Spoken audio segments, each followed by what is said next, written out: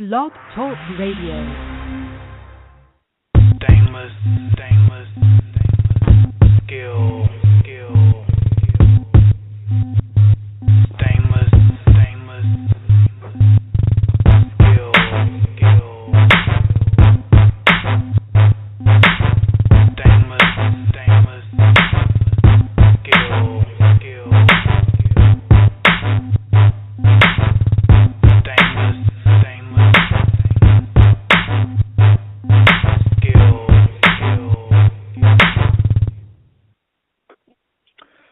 Hey guys, today we're going to start off today's show with a moment of silence for Stuart Scott, who passed away yesterday after a 7.5-year battle with cancer.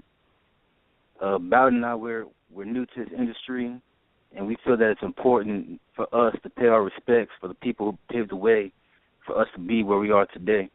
And without people like Stuart Scott, Bowden and I certainly wouldn't be sitting here talking to you guys today. So let's take a moment of silence for Stuart Scott.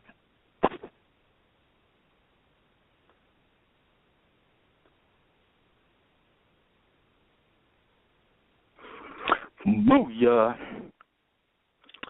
All right, Bowden. What's good, world? All right, so today it's a new year, new time, new format. And today we're going to talk about the Ravens pulling off the upset of the weekend. We're going to discuss what we got right, what we got wrong on our predictions last week. Should Marvin Lewis be fired for not being able to win a playoff game? It's been 12 years. The man still can't win. Bow, how was your weekend? Weekend was awesome. Yeah, my weekend was great, too. Great. Very great. But we're going to start there. Pulled it off. Dallas pulled it off. That's exactly what we're going to start off. Maybe we'll start with, how about them referees? The referees yesterday, that's the story of the game. The Cowboys, it was by far the best game of the weekend. The Dallas Cowboys beat the Detroit Lions 24-20, overcoming a 14-point deficit to win their first playoff game since 2009, only their second playoff win since 1996. But the thing everybody's talking about is the referees and how they screwed over the Detroit Lions, picking up what to me looked like a pass interference call,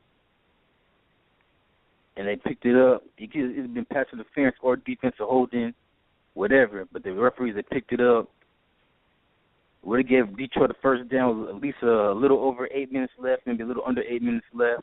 I'm going to start off by saying that I am a huge Dallas Cowboys fan, big-time Cowboys fan. Been a fan since I was 4 years old, but I'm going to be fair, I'm going to be objective, and I'm going to call BS when I see it. And what happened last night was BS.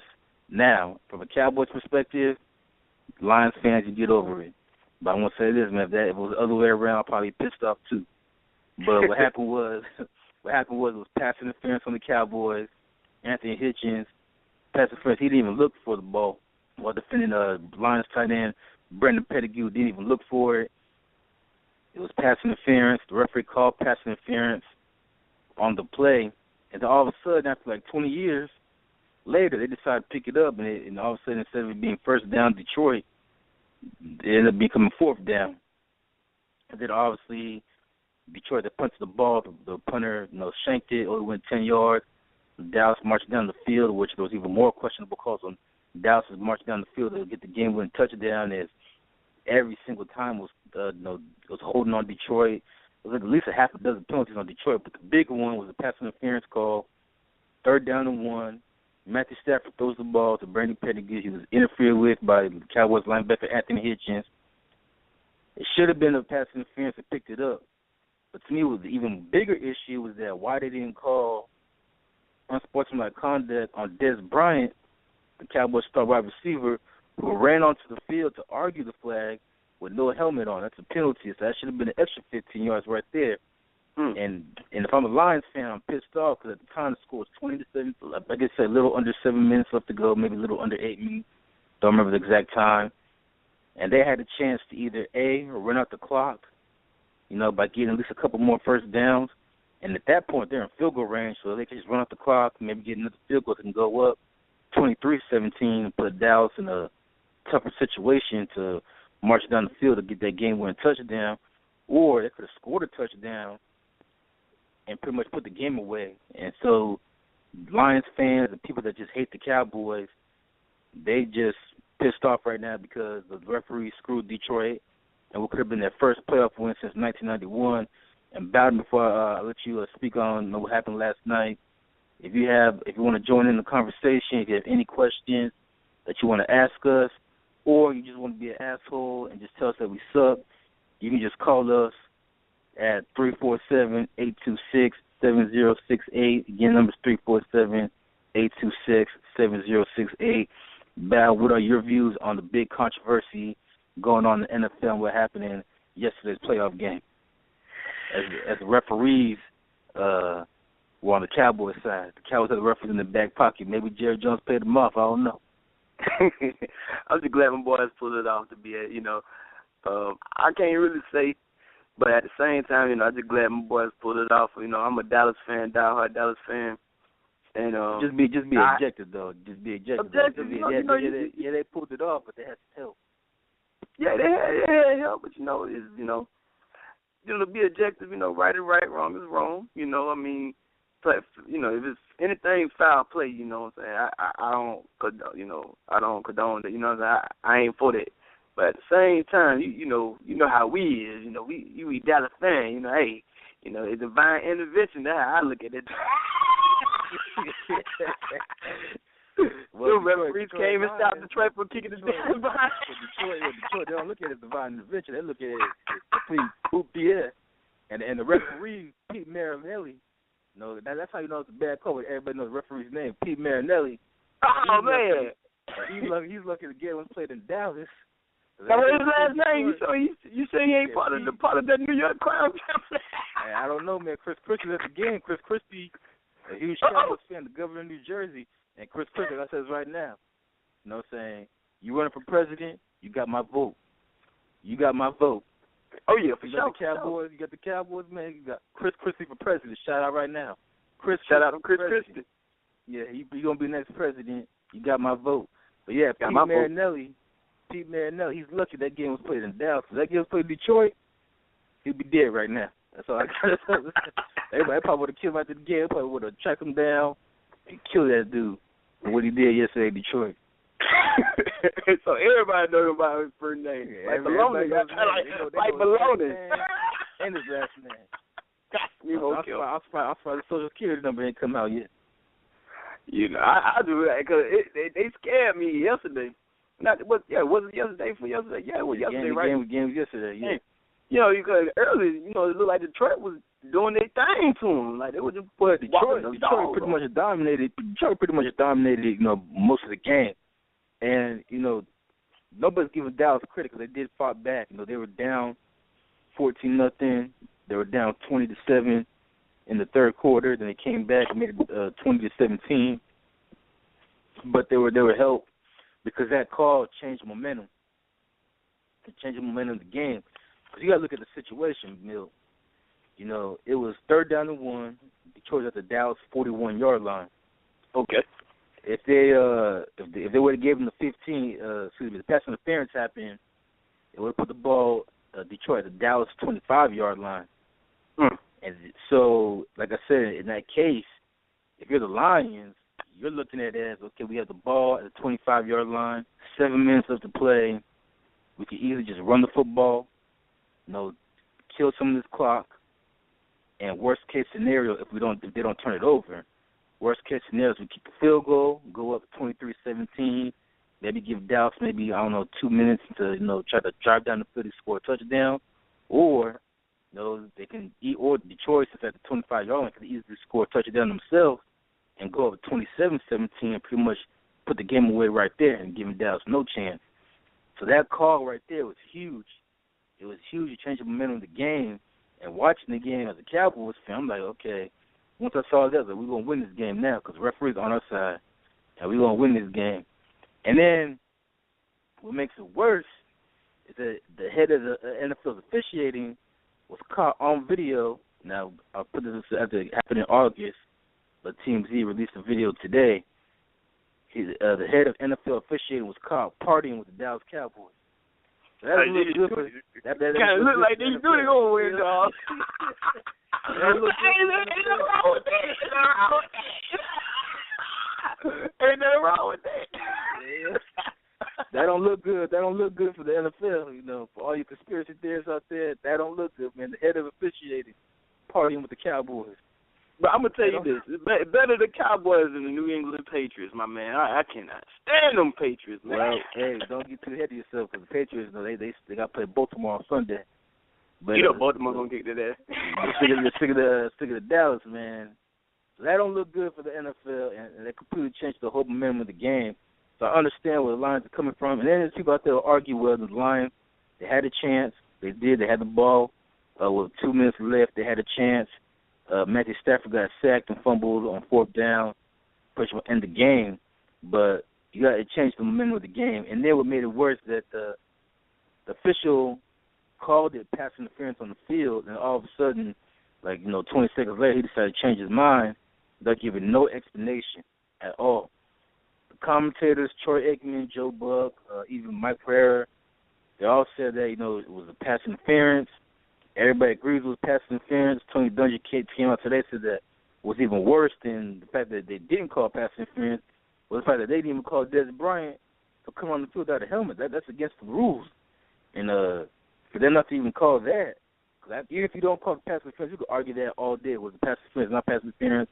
But you got to call a 15-yard penalty on Des Bryant. That at least would give Detroit the ball at the 26-yard line. So still the referee has messed up that whole entire play all the way around. They were just effing up all the way around. The referee is just I don't know if the referee had doubt, put money on the game or what, but he just lost control of the whole entire game from that point on, and it just really changed the momentum to Dallas' favor. Now let me ask you this question: how was the defense for Dallas, and how was the defense for Detroit? Well, Detroit is the number 2 defense in the league. They were pretty much having their way with Dallas the whole entire game. Dallas, who has the best offensive line in football, couldn't do anything. Tony Romo got molested.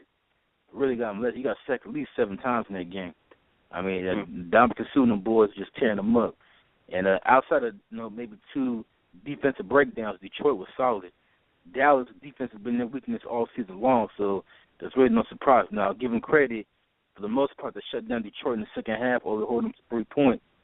But the reason why that play was so big that time, because you got to look at the situation. A, it's the 4th quarter. B, there wasn't that much time left on the clock. C, Detroit was driving the ball down the field.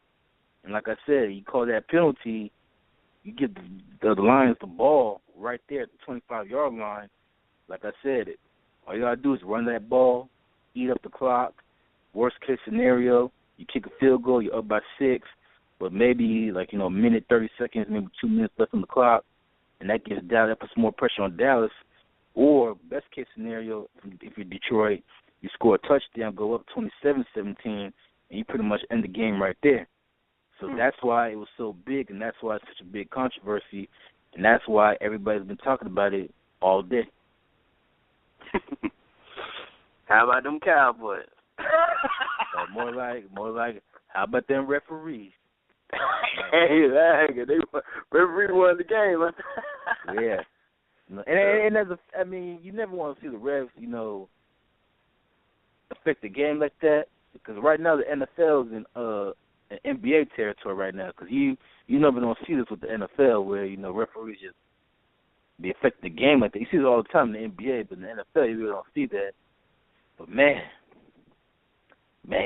as a Cowboys fan, all I'll say is I'm excited. I haven't been excited about football since the mid-'90s. And then this thing, I think as a Cowboys fan, especially at our age, we're in our late 20s. And so growing up as kids, the Cowboys were successful. And I think over the years, we got spoiled because, I think we took for granted the fact that the Cowboys won 3 championships, had a dynasty in the 90s. I mean, Troy Aikman, Emmitt Smith, Michael Irvin, Deion Sanders, Larry Allen, Charles Haley. I mean, the list goes down. Yeah, the list goes down. I mean, we were spoiled as kids, man. And then I look at the Lions. The Lions ain't won the championship since 1957. So as hard as it's been the last 19 years, being a Cowboys fan, you kind of feel sorry for the Lions because Lions, they come in thinking that this is their year, this is their time, and for the right referees to take it away from them, I feel sorry for them. But at the same time, we moving on. We're going to Green Bay. Moving on to the second round. Cowboys playing the Green Bay Packers next week. Cowboys undefeated on the road during the regular season. Green Bay undefeated at home during the regular season. That's the first time it's ever happened in NFL history with two teams that are undefeated, a team that's undefeated on the road, plus a team that's undefeated at home in the playoffs. It's never happened before, and something has to give because one of them has to lose. So that's gonna be interesting to see what happens between the Cowboys and Packers.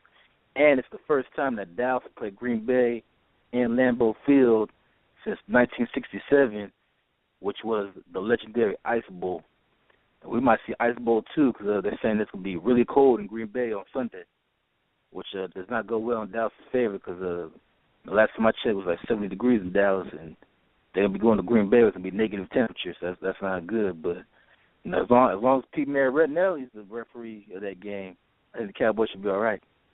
You know what I think they ought to do? Since it's like a first time, they ought to put on a throwback jerseys.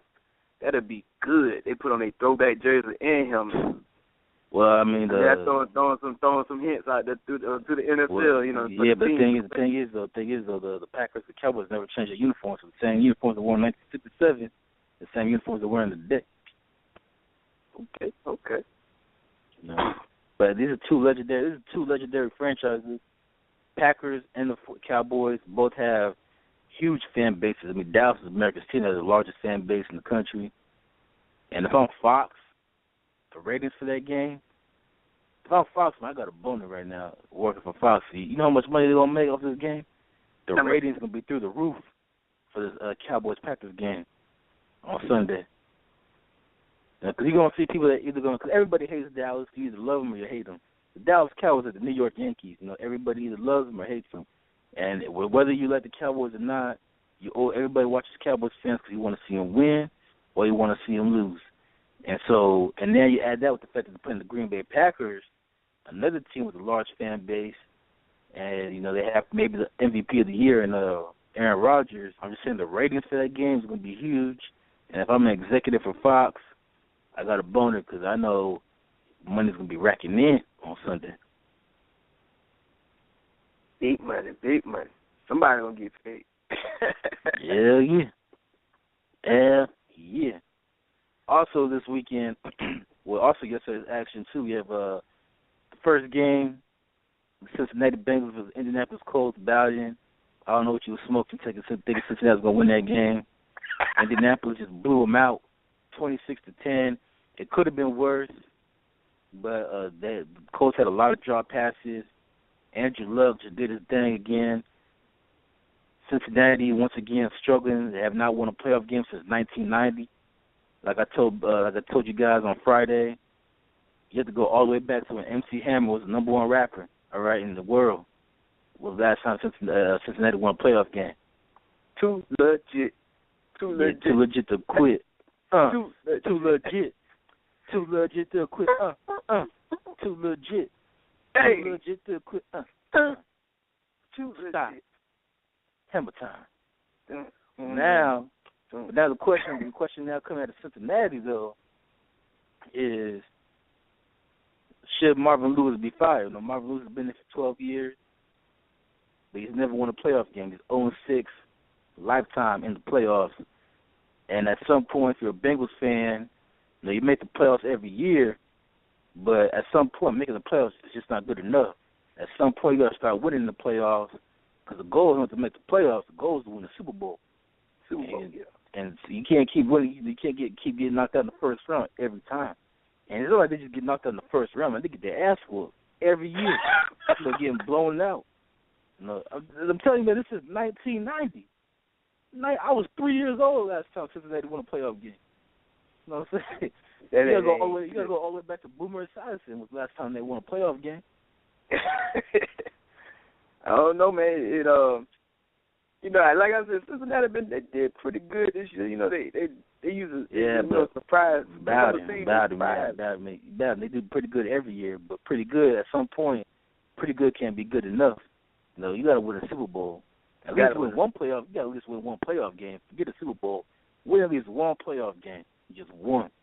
And they haven't been able to do that. And I'm surprised people in Cincinnati haven't started nothing up like this dude in Atlanta did last week. Hey, man, my goddamn Falcon lost tonight. Them son of bitches. Man, you let somebody come up in your ass suck. Arthur Blank. Your Italian ass need to goddamn fire all those son of bitches, man. Your house. You hear me? Still your house. I know it. Guess what? Let them know. No, but you let them come up in your house and then run you out. The Falcon did. No, you put your jersey on the goddamn ground and you stepped on it. Hey, man, Arthur Blank, listen. You need to goddamn fire Mike Smith, Matt Ryan, Thomas Dimitroff, all them son bitches, man. Hey, man, we suck, dog. Who do we need to keep next year? Nobody. Arthur Blank, listen to me. Look at my face, man. Look at my face, man. I'm not gonna curse at you, Arthur. But listen, look at me, Arthur. Look at me, man to man, eye to eye, man. Listen to me. This is A-Town, baby. Home of Freaknik, home of strip clubs, all that, man. You hear me? If you don't get rid of Mike Smith, and you got to do something with Mike, you got to do something with Matt Ryan, man. But first, start with with Mike Smith. You got to get him out of here, man. That man don't have 5 chances. Now, Cincinnati is too cold. Cincinnati's too cold to be the home of Freaknik strip club. But I'm surprised people in Cincinnati ain't talking about that with Marvin Lewis. Now, Mike Smith was the winningest coach in Falcons history, and he got fired last week. And I know what the fans around said about that. Now, Marvin Lewis, man, the winningest coach of Cincinnati, but at least Mike Smith won some playoff games. Mike Smith was 10 seconds away from going to the Super Bowl just 2 years ago. You know what I'm saying? Marvin Lewis hasn't even come close to even sniffing the Super Bowl. So that's the key. Everybody wants to blame Andy Dalton, the quarterback. Everyone say he sucks, all this stuff.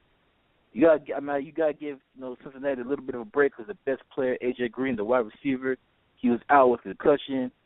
But come on, man, this is now 25 years, man. You still ain't won a playoff game yet. Yeah, the Bengals ain't won a playoff game.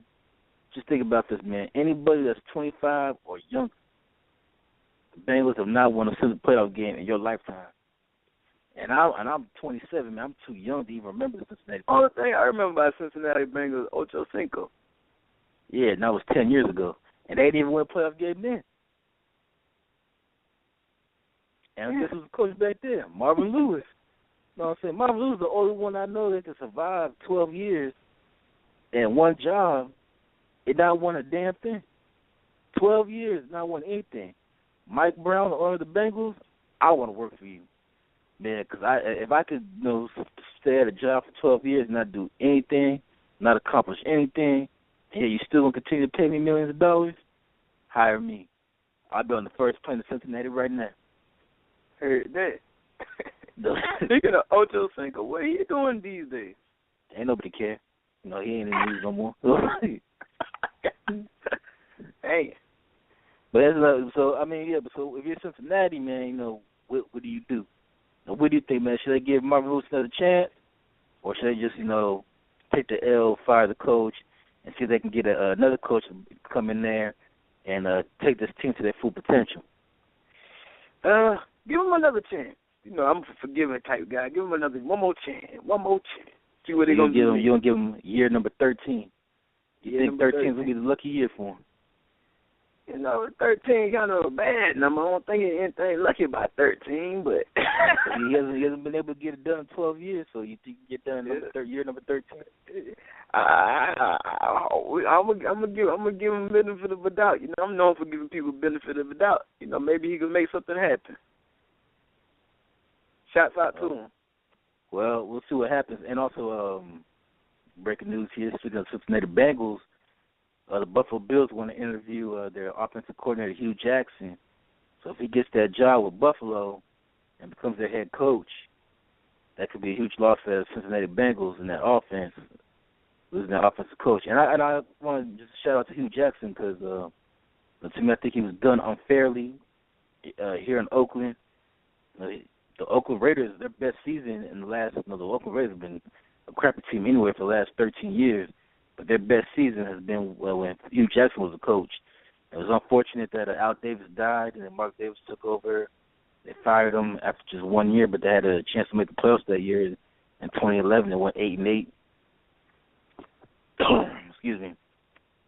But hopefully Buffalo gives them a chance. Speaking of Buffalo, they were in the news over the weekend because Bowden, they slipped through our fingertips, man, but their coach decided to quit.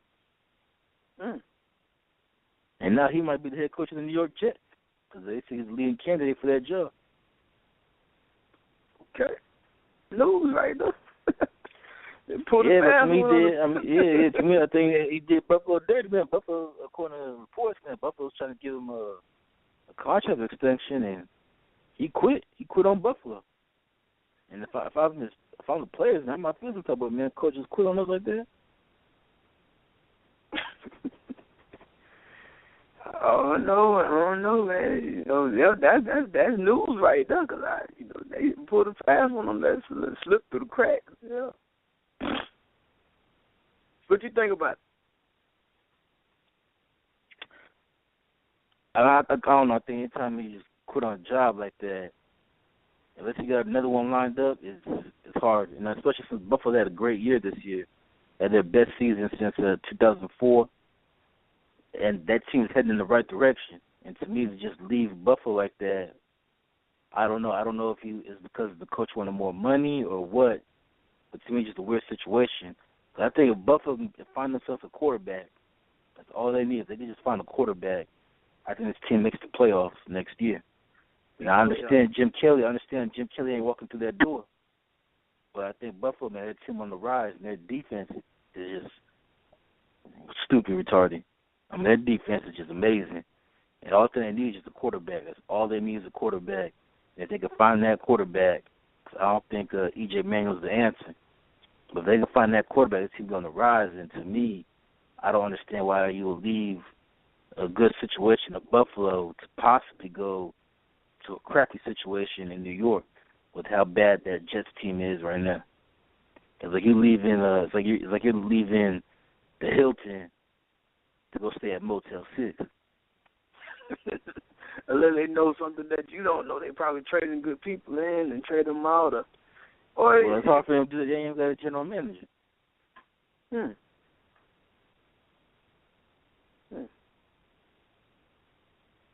Let's see how that wrap up. Baltimore and Pittsburgh, man, what's going on with them? Oh, yeah, so back to the playoffs, man. Baltimore Ravens pretty much got the upset of the weekend. They went in and just dominated. Well, I don't want to say dominant. The game was actually close to the final score. But they went in there and beat Pittsburgh 30-17. Baltimore, man, has won 5 playoff games in a row. They now head off to New England, where they've had a lot of success. This team is not afraid of New England. They beat New England 2 of the last 3 times that we played each other. They always give Tom Brady some trouble. Joe Flacco, he doesn't get the respect that he deserves, but you look at his numbers, he has some Hall of Fame numbers, man. He tied on Saturday. He tied Troy Aikman and Joe Montana for a best 5-game stretch in playoff history. So it's time to give Joe Flacco his respect. And people forget. People look at it like, oh man, I can't believe Baltimore did that. Like I said on Friday, man, this ain't no surprise to me. People forget. Baltimore just won the Super Bowl 2 years ago. Oh yeah. You know what I'm saying? So it's not like this is some team that just came out of nowhere. You know what I'm saying? This team is legit now. Baltimore, and I know what I kept saying. If Ray Lewis anywhere in the building, but you say he wasn't there that day. He was in Charlotte. But they didn't need Ray Lewis because, like I said, man, his team is doing it. And Steve Smith, man, what the hell was Carolina thinking, man, getting rid of him? Talking about he too old. I mean, he might be old, man, but he's still tearing it up. And he's doing his thing down there in Baltimore. And I'm actually kind of rooting for Baltimore, too, because I like to see Steve Smith at least get a ring before he go out. But, man, don't sleep on Baltimore. I know today's Monday, so not giving up predictions yet. But all that I say is don't sleep on Baltimore, man, because they have a lot of success against New England. And I already know, even though it's not Friday, I already know he's going for in this game anyway because he hates New England. But don't sleep on both of them. So you right. I hate New England with a passion. I passionately hate it. Yeah, so let's talk about your hate for New England. Go ahead, preach. Man, let me tell you something, man. Back in the 9/11 era, you know what I'm saying, when Bush got in there, it was just too obvious into the Patriots. Okay, the Patriots sucked. I mean, they weren't good. Well, they had a few good years in the '90s with Drew Bledsoe. You know, shouts out to Drew Bledsoe. You know, he was hell back then. You know what I'm saying? He was good. But I'm just saying, period. Like, they just came out of nowhere. What my man name? Now, the only person that I really liked on the New England Patriots is my man Teddy Bruschi. You know what I'm talking about? Yeah, I know Teddy Bruschi. Yeah, heart. Middle linebacker for many years. Yeah, he had heart. I liked him. But just the whole team as a staff, man, I just couldn't stand that. Then I heard they cheated. They were cheating, man. I heard they were cheating. Well, they got caught cheating. But, you know, the thing is, man, the Patriots haven't won anything in 10 years. As much as people want to kiss Tom Brady's ass, everybody wants to kiss Bill Belichick's ass. The Patriots haven't won a Super Bowl in 10 years. They haven't won anything. And to be honest with you, they've been kind of I understand they keep winning the division every year. They make the playoffs every year. They've made the playoffs now 12 out of the last 14 years. They've been in the playoffs, but they haven't won a Super Bowl in 10 years. And, you know, to me, they're running on, and that's why I said, go back to Buffalo real quick, because all ties. That's why I said, you know, Buffalo, they're in a good situation, because, you know, Tom Brady is getting older. He's going to be 38 this year. And you have to ask yourself, if you're a Patriots fan, or even if you're a Patriots hater like M.Bowden, how much longer can they continue this streak? You know, it's been 10 years since they won a Super Bowl. They might win it this year. I don't think it's going to happen. But, you know, we'll see what happens. Yeah, go ahead and get on your Patriots soapbox. Man, let me see. How many years they won it back-to-back? Yeah, they won it in 2001, 2003, and 2004. Now tell me who they were playing. Recap, because my memory be messed up sometimes. All right, I remember 2001 they beat the Rams. In 2003, they beat the Panthers. And 2004 they beat the Philadelphia Eagles. Wasn't supposed to happen. You understand what I'm saying? I mean, them games, wasn't they pretty close games? Or all was of it them blowout by 3 points. All of them close. Field goal, right? At the last second. You remember that? And that's why I hate them. That's why. A field goal. I be like, man, what the? Man, I could. Man, I lost $30 in one game. I drunk myself to sleep on the other. You know, it's just one of them things, man. It's like, I just couldn't stand them. Now, when Baltimore won, I was like, yes. Ray Lewis went out with a bang, man. He deserved it. You know, Tampa Bay Buccaneers, I'm going way back in the 90s now. You know what I'm saying? When the defense won the game, that was a true championship game. That was 90s. That was 2002. 2002, that was a true championship game. When Eddie George and Steve McNair and that one look, that just a scratch. If Eddie George would have just scratched his arm out to get that touchdown, he had his arm scratched out. But it wasn't Eddie George. It was Kevin Dyson, the wide receiver. Wide receiver. He came out 1 yard short. 1 yard short. You remember that? 99. It was back in 99. St. Louis beat Tennessee to win the championship. St. Louis beat Tennessee. Yeah, the Rams. I just want to let's go back to Dallas for a quick second.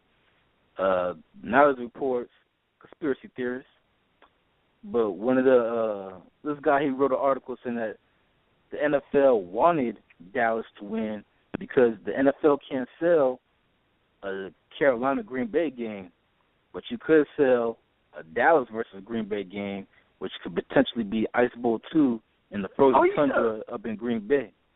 So pretty much what this guy writing here is that NFL set it up yesterday so Dallas can win and Detroit can lose because we don't want to, because according to him, the fans don't want to see Carolina versus Green Bay.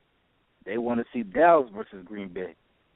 Now, the fans don't want to see Detroit versus Seattle. The fans want to see Carolina versus Seattle, which I think is going to be a blowout anyway because Carolina ain't that damn good. We'll get to Carolina later on in the show. So, Bowden, I know you're a conspiracy theorist. What do you think? You think it's a conspiracy about the NFL just to have the Cowboys win? I know. I'm gonna say this. I know it was a conspiracy for New England when I had that Super Bowl. But I'm a diehard Dallas fan, so and I remember, when I was a kid, I used to look up all them old football clips and stuff. Sorry to cut you off, man. Before you finish your thought, the also thing is a conspiracy too, because Governor Chris Christie, the New Jersey governor, he's for whatever reason he keeps going to all these Dallas Cowboy games. So people think that's a conspiracy too, that he's planning it so the Cowboys can win. So you got the NFL conspiracy against the NFL, you got the conspiracy against Chris Christie. So go ahead and finish your thought about the conspiracy theories. Yeah, I was thinking to myself, it was a conspiracy for New England to win it like that, but George Bush was back in New England. He was crazy about New England. So I felt that was a conspiracy for them to win it, but I'm all for Chris Christie. Believe that. I want to say I don't believe that. I believe Dallas just pulled it off fair and square. I know. Hey, man, it wasn't fair and square, but they pulled it off. They pulled it off. I'm happy they pulled it off. But it wasn't fair and square, just to be real. Just to be real with you, man, it wasn't fair and square. Now, as for Governor Chris Christie, you got my vote, homeboy. You got my vote. Got my vote. He's Republican, ain't he? He's Republican. Chris Christie for president. I'm changing from Democrat to Republican. Straight up. I like this. I'm crazy. No. Chris Christie for president. And now, Chris Christie, people in New Jersey are pissed off because a lot of people in New Jersey, those are New York Giant fans. And they feel like Chris Christie, man, he's selling out. He's selling out because there's a huge rivalry between the Dallas Cowboys and the New York Giants. Yeah. And people in New Jersey, they ain't happy with Chris Christie right now. And you think he's selling out. He's a front runner. And then people are mad at him because how can the governor be going to Dallas every weekend and attend all these damn Cowboys games? Well, I feel like that's my man preference. He got a right and entitlement to be whoever fan. He a Dallas fan. He got that right. Yeah, it's gotten so bad that there's now a petition on Facebook to get rid of Chris Christie because the people in New Jersey are mad that he keeps supporting the Cowboys. That's kind of ridiculous. Now they didn't sit down. It's just football. He scored a touchdown. Not fun. Not fun. Not fun. My boy D. Where was D from college? He was a diehard Giants fan. It was in Jersey, man. New Yorkers, man. We were in New York and Jersey, man. They mad at Chris Christie. Like, nah, son. You want to support the Cowboys settlement? Kick him out of office. Son. We don't play that, son. We don't play that. You know what I'm saying? You want to go to Dallas? You want to move to Dallas, son. Hey, I was wondering, Inspectah, if you could play some clips of Stuart Scott, man. Just in remembrance to him. Play some clips of him. If you could find. I don't have any clips of him, and I can't download any right now because we're still doing the show. Right. But we could pay tribute to him. I could play some tribute to him, and we probably will throughout the show. And like I said earlier, Stuart Scott, he paved the way for young sports broadcasters like ourselves to get into the industry, and I always feel like it's important to remember the people who paved the way for us and show respect to the people that paved the way for us, and especially us being two young black men. Stuart Scott doing what he did during the 90s and 2000s. It paved the way for people like Bowden and myself to do what we're doing, and so we will remember Stuart Scott and what he did and what he brought to the sports industry. And I remember as a little kid, watching Sports Center and seeing Stuart Scott and Rich Eisen. Rich Eisen had a great tribute to him yesterday on the NFL Network. He couldn't even keep his emotions in check, man. He almost cried, and felt sorry for him. And we all feel sorry for him. And I don't know the guy personally, but like I said, we all grew up watching ESPN. We all grew up with him. Being 27 years old, I've been watching Stuart Scott since I can remember. So the first time I watched ESPN, so it's sad. And I was watching the NFL playoffs on Saturday, and they had Susie Colbert, take the place of Stuart Scott. Stuart Scott was supposed to be there, and he wasn't able to be on the show. They didn't explain why, and at the time, he didn't think anything of it. And then so it kind of just blew my mind when the next day they announced that he died, and it just makes you think, like, wow, what happened? Because, he was supposed to be on the playoffs, and he wasn't there. They had Susie Colbert, take a spot. And, like I said, on Saturday, I didn't think anything of it. Then on Sunday, when they announced that he died Sunday morning, it made you think, like, okay, there must be something there. Yeah, it's just one of them things, where he phrased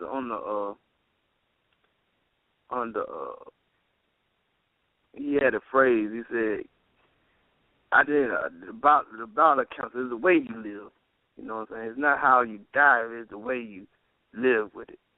And some in the word, he said he didn't die of cancer. He died doing what he loved to do. And he, and at the end of the day, he was a fighter. So I like to say he fought.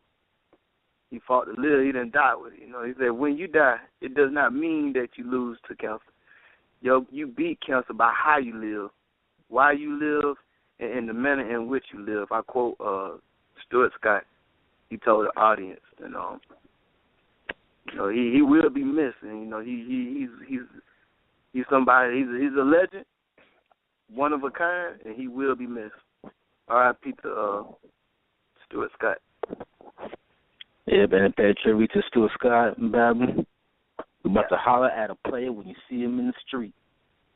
And we're gonna go back to booyah. So booyah. So we're gonna go back. Yeah, we're gonna go back to NFL playoffs. Now let's talk about Arizona. Carolina, Arizona.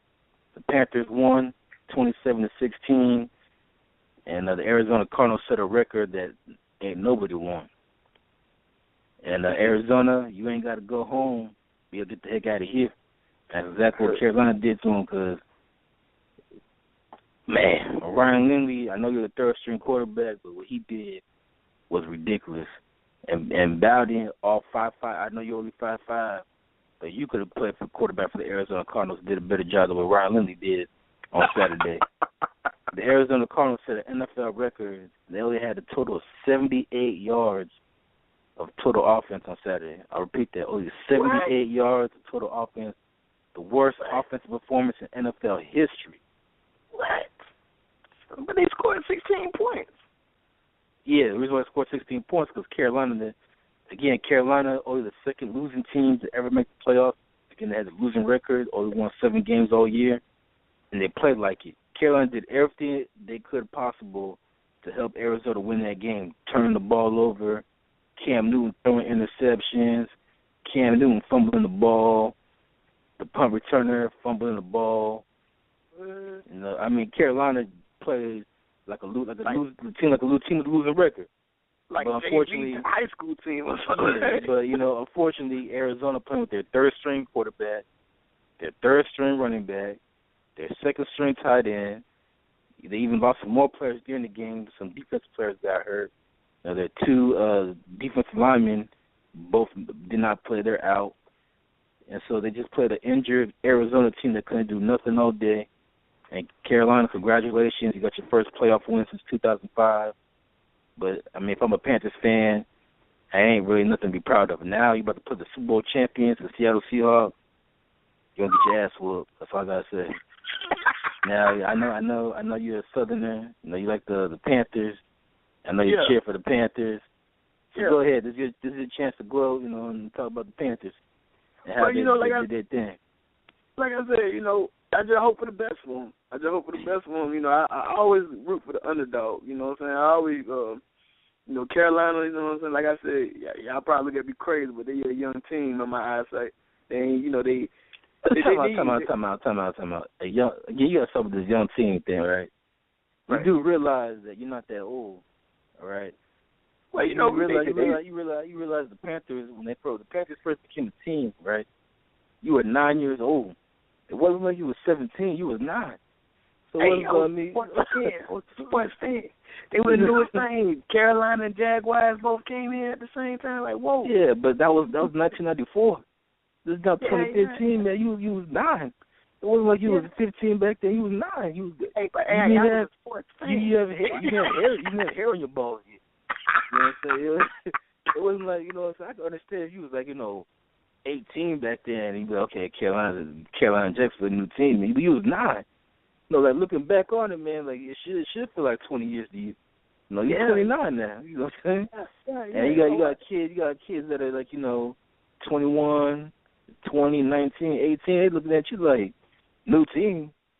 Carolina Jackson been around my whole entire life. It's like saying the Baltimore Ravens, who came in 1996. It's like saying they're a new team. Even though they only been around since 1996, they already won 2 Super Bowls. Awesome team. Like I said, Carolina's older than Baltimore. Yeah, they older. But hey, you know what I'm saying? And then you got to also think about the Houston. You in the Texans. Yeah, Houston, Texans. Now that you can say is a new team because they've only been around since 2002. Yeah, that's a new team. But my bad. Sorry to cut you off. But yeah, you good? Carolina. You good? Yeah, Carolina. I hope they just, you know, be in competition. They, you know what I'm saying? Cam Newton, you know, he doing his thing down there. You know, he made some mistakes, but hopefully the next game that he play, you know, he capitalize on it. And but man, he's playing against the number 1 defense in the league, and they're the defending Super Bowl champions.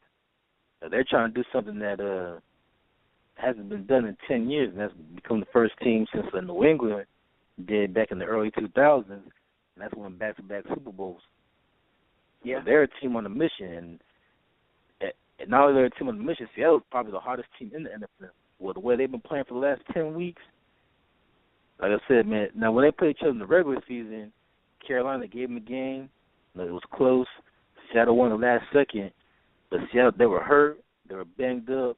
All them guys that were hurt on their defense, first of all, they played against Seattle's second-string defense in that game because a lot of players are hurt. Bobby Wagner was hurt. Cam Chancellor was hurt. A lot of guys on that defensive line were hurt. And, yes, Seattle only put up 9 points. Right, so what do you think Seattle's going to do with all them boys healthy?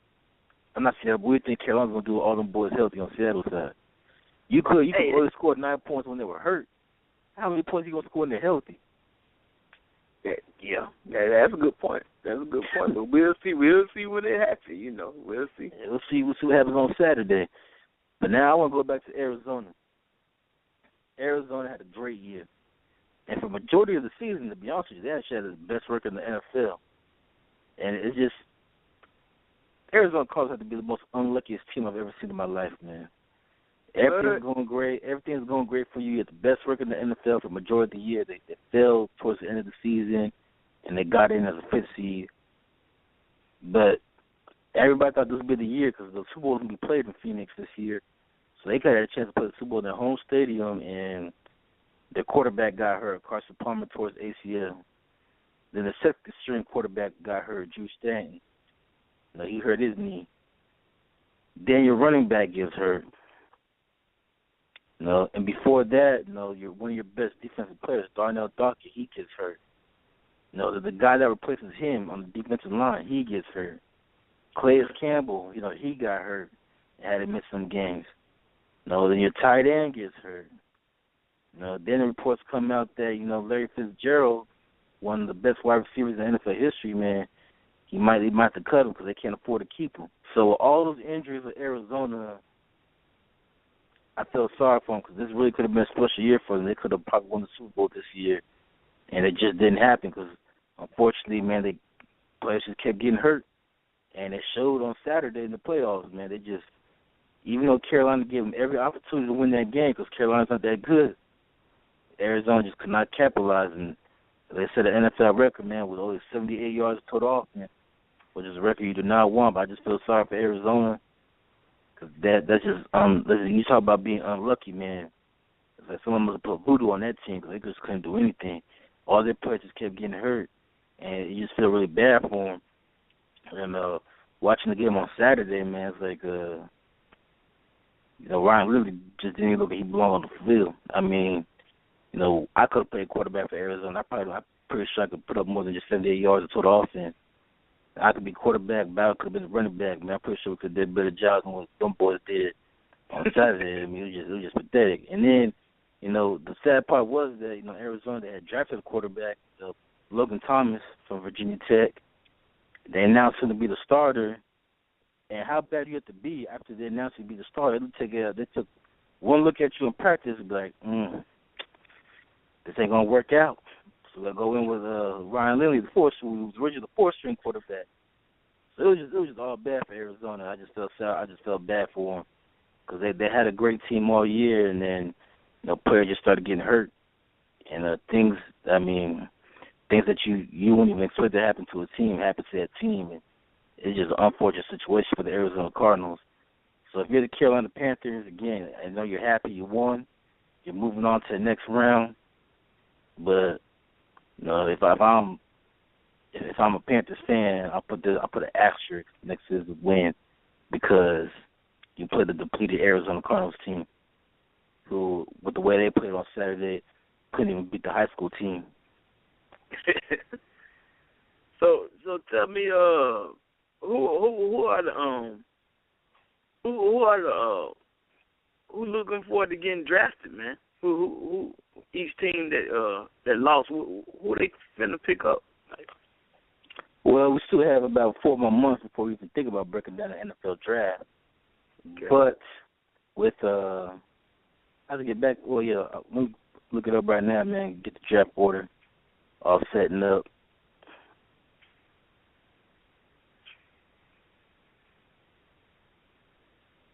Give me the list of the updated draft list.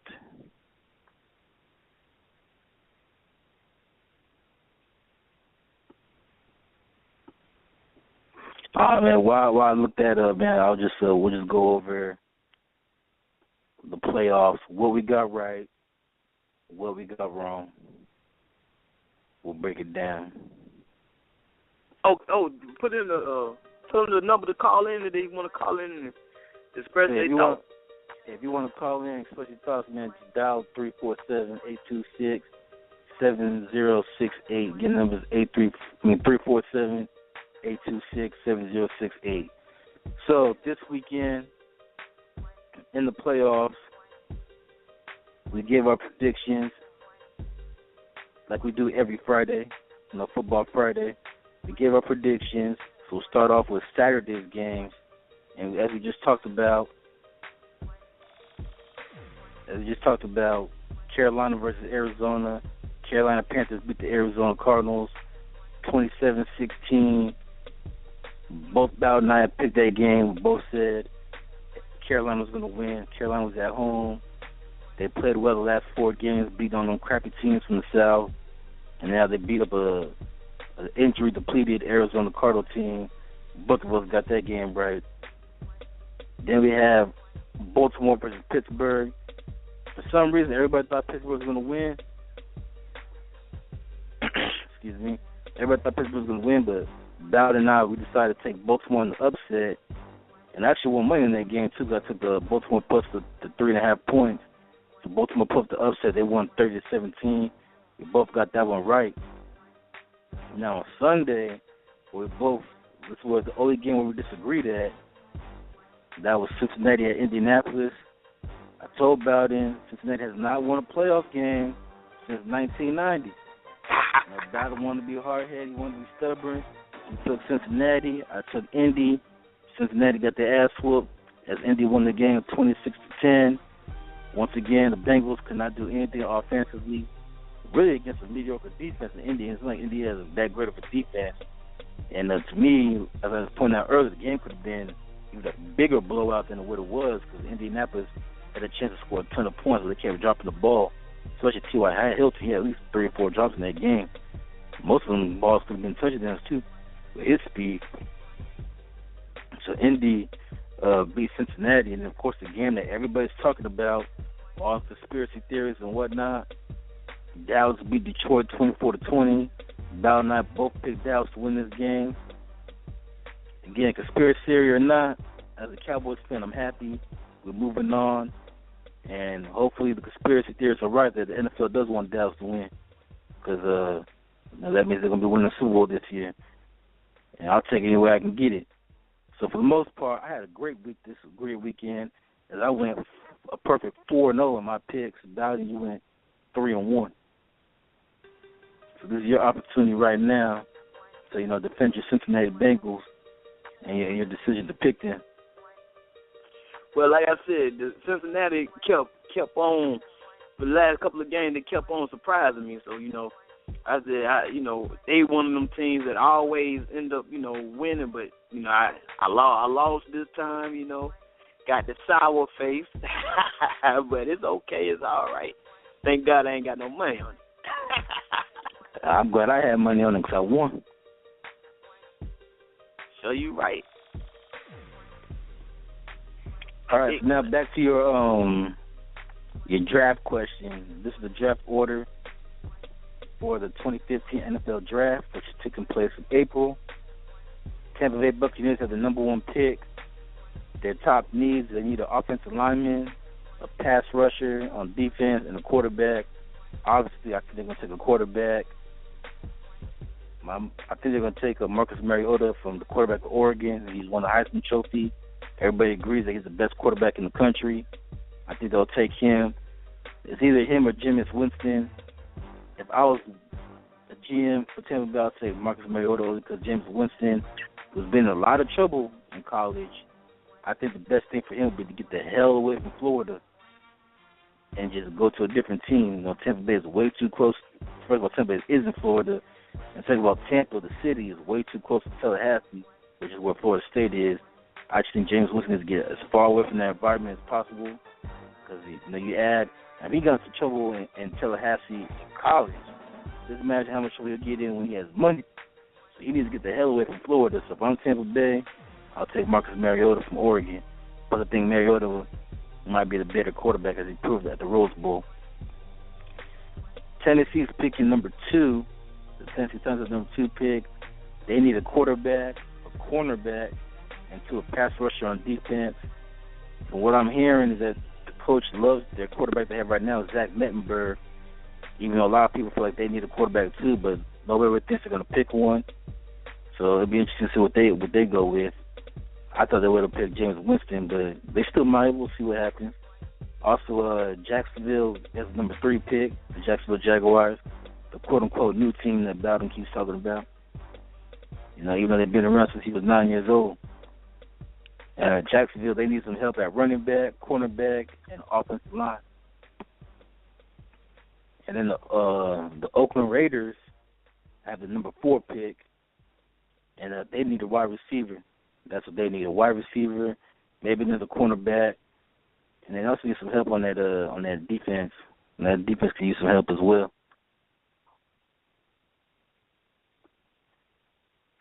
Then Washington. The Washington R's, they pick him 5th. Washington Redskins are picking 5th. They're the 5th pick in the draft. The New York Jets have the 6th pick in the draft. They might take James Winston because they're another team that needs a quarterback. The Chicago Bears are picking 7th. The Atlanta Falcons are picking 8th. The New York Giants are picking 9th. The St. Louis Rams are picking 10th. The Minnesota Vikings are picking 11th. The Cleveland Browns are picking 12th. The New Orleans Saints are picking 13th. The Miami Dolphins are picking 14th. The San Francisco 49ers have the 15th pick. The Houston Texans have the 16th pick. The San Diego Chargers have the 17th pick. The Kansas City Chiefs have the 18th pick. The Cleveland Browns have the 19th pick. The Philadelphia Eagles have the 20th pick. And then after what happened this weekend The Cincinnati Bengals are picking 21st. Pittsburgh Steelers are picking 22nd. Detroit Lions are picking 23rd. And then Arizona's picking 24th.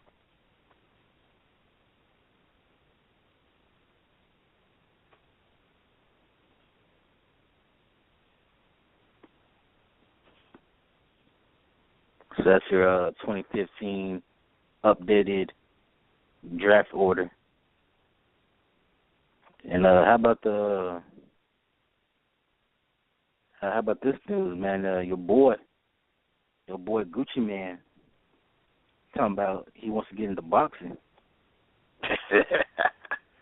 Yeah. Yeah, I don't even want to talk about Gucci Man. Right, you got the ice cream on his cheek. Who trying to promote him? I don't even know.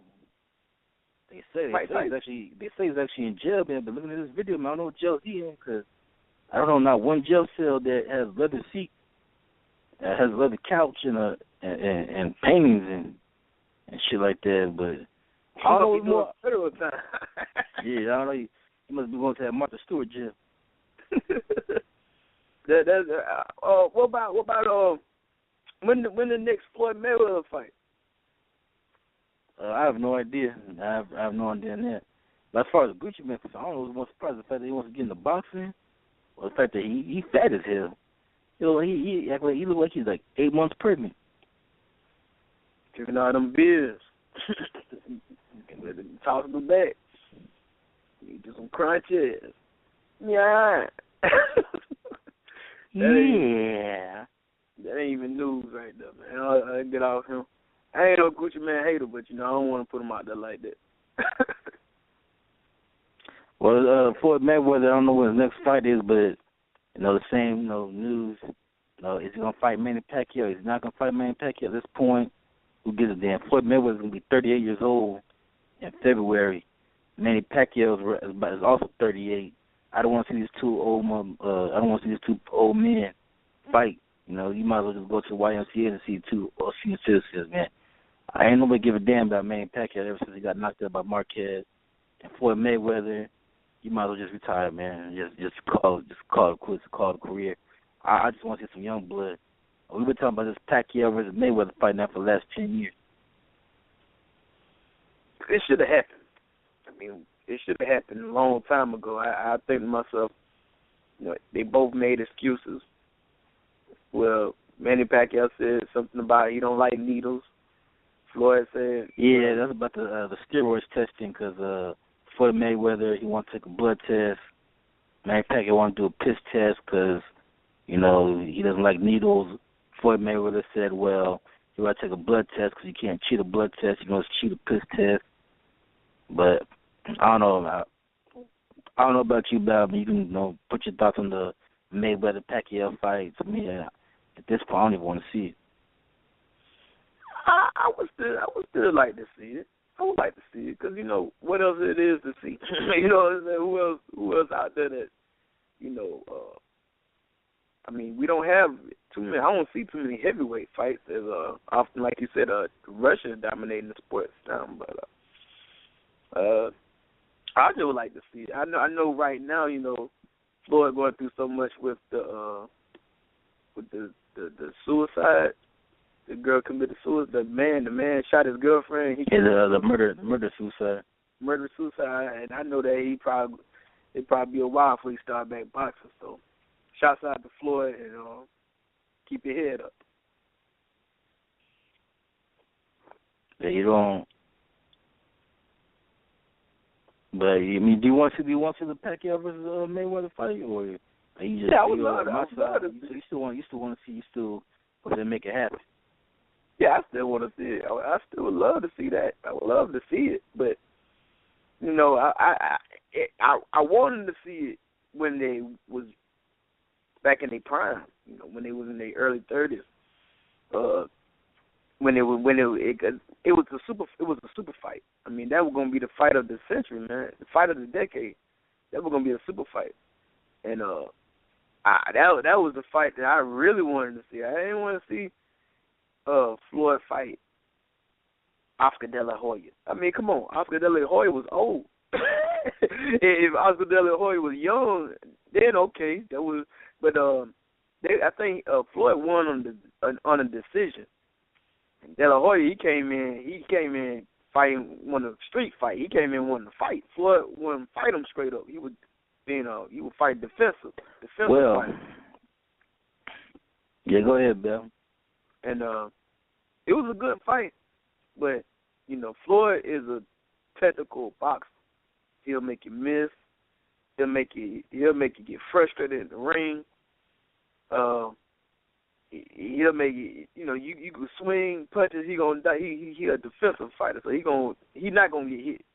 You hit him a couple of times, he real resilient. He'll bounce off your punches and come with a counter punch. Floyd is even-handed. He left and right-handed, so he very, very resilient in the ring. He's very good.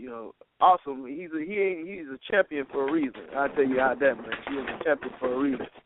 But I would like to see somebody, give him a challenge. Somebody challenge him, man. Any boxers out there, come on, step in the ring with him, man. I would like to see that. Man, well, he might not find any challengers, but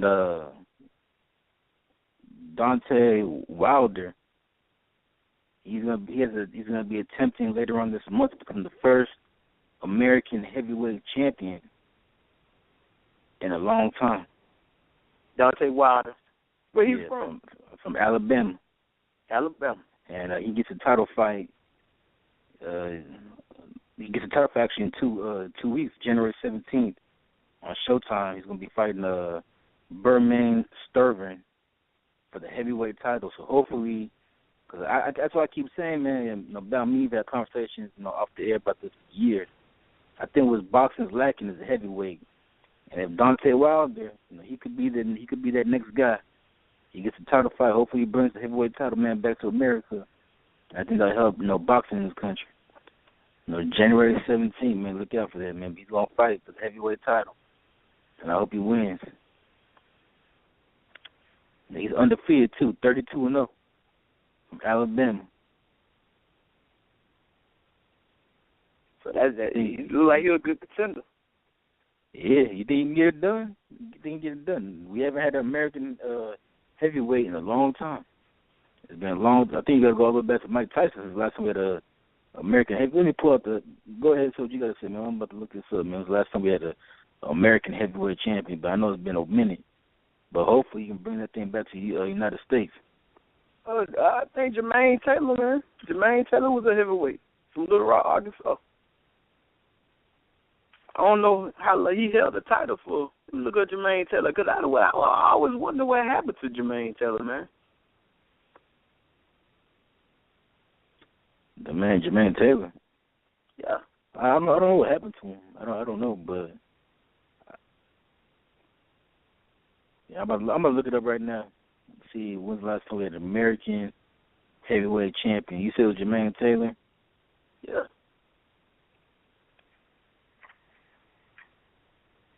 He was a fighter, man. He was like a street fighter. That joker could fight, man. I swear he could fight.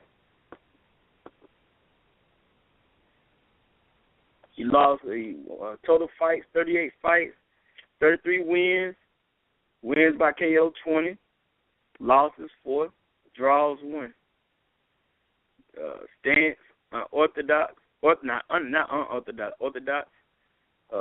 Currently 36 years old, out of Little Rock, Arkansas. August 11, 1978, American, middleweight, super middleweight. So, no, he wasn't a heavyweight. He was a middleweight. He's rated at middleweight. Nicknamed Bad Intentions, Jermaine Taylor. Yeah, I remember Jermaine Taylor. I used to watch him.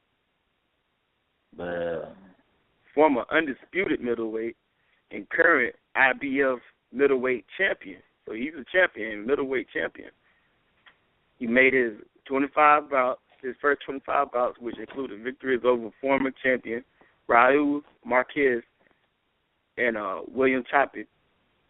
On July 16, 2005, Taylor defeated Bernard Hopkins That old Joe. That Joker's so old, man.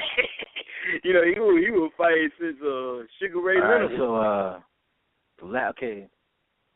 So Deontay Wilder, he'll attempt to become the first American heavyweight champion since Shannon Briggs back in 2006. And I never even heard of Shannon Briggs, but he was the last American heavyweight champion. So that was 9 years ago.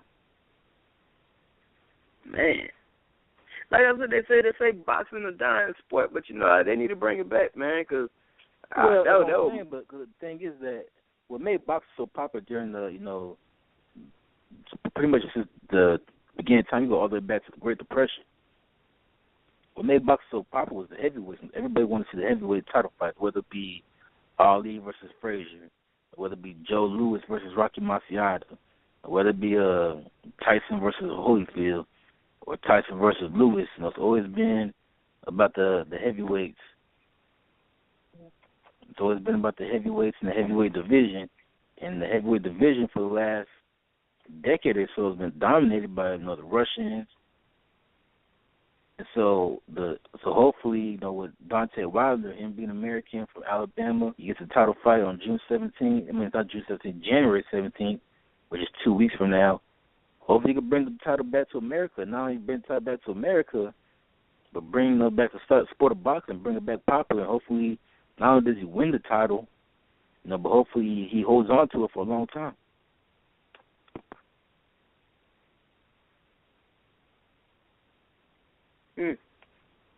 Hopefully, I'm sure USA like Rocky. Black Rocky. Yeah. Dun, dun, dun, dun, dun, dun, dun, dun, dun, dun, dun, dun. Yeah, I wonder how Antonio Tarver doing, man. He probably over there chilling. No, he was in that Rocky movie. Yeah, that one that nobody cared about to watch. Man, it was a great movie. It was a real great movie, man. That was a great movie. You like that? You like that crap? Yeah, man. I mean, it's a father-son movie, man. I mean, it's a father-son movie. It's a motivating movie. I mean, when you watch it, you had to give that movie a chance. I know it ain't like the old Rocky, but you got to give it a chance. And when you watch it, you'll be glad that you watched it. You be like, yeah, that's a good movie. Because every time we talk about boxing, white people always want to bring up Rocky Marciano. Rocky Marciano. Joe Frazier was 199 years old. Well, Rocky Marciano beat Joe Frazier's ass. That's what Joe Frazier. That's what Joe Louis. That's what Joe Louis was 195 years old. He was 195 years old when they fought. He wasn't no 195 years old. But yeah, Antonio Tarver, big man, lightweight, light heavyweight, cruiserweight, heavyweight, 6'2", American, born November the 21st, 1968, age 46. Got to be more. I can't believe that took a 46, man. I mean, just getting old. Orlando, Florida, United States, Southpaw. Total fights 38. Wins 31. Wins by KO 22. Losses 6. Draws 0. No contest 1. Now this the man. This the man who beat Roy Jones behind, man. I can't believe it. Oh, y'all remember? Y'all don't remember that fight? You don't remember that fight? Nah, I don't remember that fight. Yeah, Antonio Tarver beat Roy Jones bad. Had him falling all out in the ring. And that was the end of Roy Jones' legacy. But at the same time, Roy Jones still the greatest. He's still one of the greats. But Antonio Tarver, man, he studied him. I think they fought before when they was young kids. I think it was. When they was kids, teenagers, they was saying, I think they was around in the same boxing club and everything. He beat him when he was a kid, but when he got older, he faced him again. But Antonio Tarver put them hands on him. that was a good bout. That was a good bout, but shouts out to Roy Jones. I ain't no Roy Jones hater, man. Roy Jones would be that joker made music. Y'all remember that? You must have forgot. You remember that song? Yeah, I remember that. Yeah, but Yeah, let's talk about your boy LeBron James. He got caught. Yeah, he got caught on camera talking to Dwayne Wade after the Cavaliers played the Heat, talking about if this thing don't work out, him and D Wade are gonna reunite again. man, you really want to know my thoughts on that? Now, I want to know what your thoughts on it before I say my thoughts. What's your thoughts on it? My thoughts is this, man. You left Miami because you felt like you couldn't win a championship with that team anymore, especially after you guys got your ass up in the finals last year by San Antonio. So you went with the younger team in Cleveland. Cleveland, even though they're more talented, but they're a young team. They're a team full of young players who don't know how to win and don't know how to gel together and still trying to learn how to play together. And not only that, we're only 2 months into the season. And instead of you sitting here trying to stick it out and trying to build something with Cleveland, you're really talking about if things don't work out, you and D Wade are going to reunite. You can't just keep leaving team after team after team chasing championships. Last time I checked, Miami has a worse record than Cleveland. So where the hell are you going to go? You know, and not only that, LeBron, he's hurt right now, bad knees, bad back. You're getting old. You know, you're now in your 30s. You know, as we know for athletes, once they hit that 30 mark, they'll start to slow down, decline. We're seeing it with Dwayne Wade. We're seeing it with LeBron James. We're seeing it with Carmelo Anthony. But for LeBron, man, I'm just tired of you, man. I'm just tired, man. Just sit your bald ass down. Like you're going to stay in Cleveland. You go back to Miami. I don't care anymore. You know, I'm just tired of you. I'm tired of you just leaving and going from team to team to team. And we talked about it 2 weeks ago. Jordan didn't do it. Kobe didn't do it. You know, Shaq didn't do it. Shaq had to get traded. You know, Allen Iverson didn't do it. Man, he got traded. I mean, just stick with one team and stick it out. Man, stop trying to go from team to team, chasing rings. You know, to me, it's hard to respect you, man. What was the point of going back to Cleveland in the first place? What was the point? You could have just stayed your ass in Miami. I don't know, man. I don't know what to say about the situation. It got to be a personal. It got to be some personal family drama going on. It got to be, or it got to be what personal family drama? His mom. What about his mom? That situation that happened, man, that happened, 6 years ago, and Delonte West ain't even on that team no more. Delonte West ain't even in the NBA anymore. The stigma behind it, people know about it, they ain't tell them. But again, what was the point of going back to Cleveland? If that's the case, he could have just stayed in Miami. Yeah, you had to put yourself in the shoes. That is a mind thing. Now it's like a mental thing. I don't know, man. It many reasons. I mean, it is what it is. You see what he's doing. That's not normal. You know what I'm saying? I mean, you chase a championship. If that's the case, you just chase a championship. But what excuse do you have for it? We don't know. But me personally, I feel like, if you're trying to have a legacy, I mean, look at Michael Jordan. Look at Kobe Bryant. He stuck it out when they had bad times. He's still sticking it out. Look at Allen Iverson. Look at and look at the old school players. If you want to be respected, look at Gary Payton. He never left the Supersonics. Never. I mean, he did, but he didn't leave as a free agent. Again, they traded him. Yeah, they traded him, but you had to understand that he was dedicated to that team for 10 years at a time.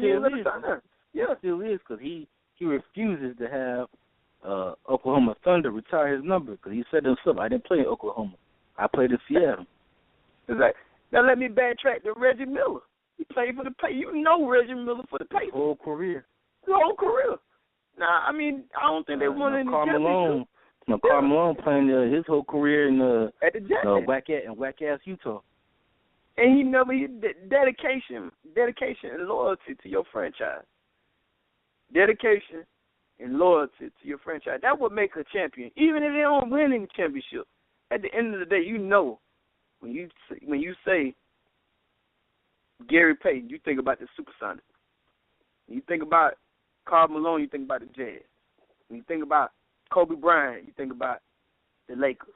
When you think about Michael Jordan, you think about the Bulls. You know, well, I think it's a difference because them caliber guys went to college, and they played for their university, and they were dedicated. They couldn't just they were dedicated to the university, and then once they got drafted, that team, wherever they was part of that team. You know, you had to keep it. But what about Kobe Bryant? He got drafted right out of high school. He was dedicated to the Lakers. That ain't no excuse. Dedication, man. Dedication. Loyalty. Dedication. You got to stick. You take off the king, you just James. That don't make you no king. You just chase a championship. What make you a king is being on a team, putting that team on your back, and you doing what you got to do to make that team better. You don't look for the team to be at its best and then go there. I'm gonna bring my best, and then we're gonna win the championship. No, you make that team work with you. Y'all work together. Y'all build together. I mean, that's what it's all about, ain't it? Ain't that that's what you would think, but that might not be the case. And I also, before we move on here, I wanted to bring up about Kobe Bryant. Kobe Bryant made some news this weekend as he talked about Kobe Bryant, one of the older players in the NBA now. This is now his 19th year in the NBA.